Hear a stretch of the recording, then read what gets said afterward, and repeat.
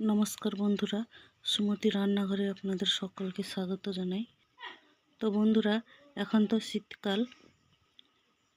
তো শীতকালে প্রত্যেকটি বাড়িতে ঠান্ডা লেগেই থাকে, কাশি, বড় বাচ্চার সবারই কাশি লেগে থাকে। এই আমলকিকে যদি তাল মিশ্রি দিয়ে বানিয়ে খাও তাহলে এক নিমিষে কাশি গায়েব হয়ে যাবে। তো বন্ধুরা, এখানে আমি নিয়েছি 6টা আমলকি, আর এখানে নিয়েছি দুলাল চন্দ্র তাল মিশ্রি। তো এই উপকরণটি যদি 7 দিন বানিয়ে খাও তো তাহলে কাশি ভালো হয়ে যাবে। তো বন্ধুরা, এই আমলকিগুলোকে আমি সেদ্ধ করে নেব। তো এখানে আমি 6টা আমলকি সেদ্ধ করব না, তো 6 দিনে একটা একটা করে আমলকি সেদ্ধ করব। তো বন্ধুরা, এখানে আমি একটা সসপ্যানে কিছুটা জল দিয়ে আমি আমলকিটাকে সেদ্ধ করে নেব। যতক্ষণ না সেদ্ধ হচ্ছে আমি এটাকে ফোটাতে থাকবো। এখানে কিন্তু কোনো নুন ব্যবহার করব না। তো বন্ধুরা দেখুন, এই আমলকিটা সেদ্ধ হয়ে গেছে। তো এটাকে আমি তুলে নেব। তো বন্ধুরা দেখুন, এটা সেদ্ধ হয়ে গেছে, ফেটেও গেছে সেদ্ধ হয়ে।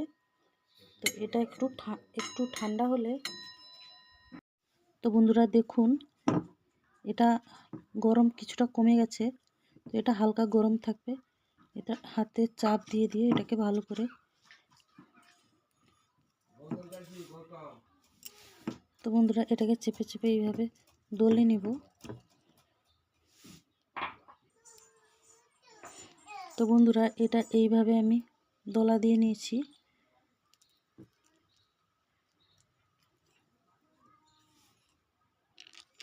তো বন্ধুরা, এখানে আমি এতটা তাল মিশ্রি নিয়েছি, এটাকে আমি শিলনোড়ায় গুঁড়ো করে নেব। তো আপনারা চাইলে মিক্সচার মেশিনেও গুঁড়ো করে নিতে পারো।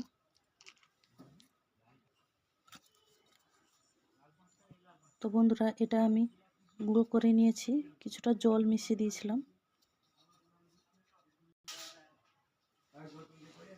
তো বন্ধুরা দেখুন, এটা আমি এইভাবেই গুঁড়ো করেছি। তো এটাই আমলকিতে দিয়ে একসঙ্গে মিশিয়ে নেব।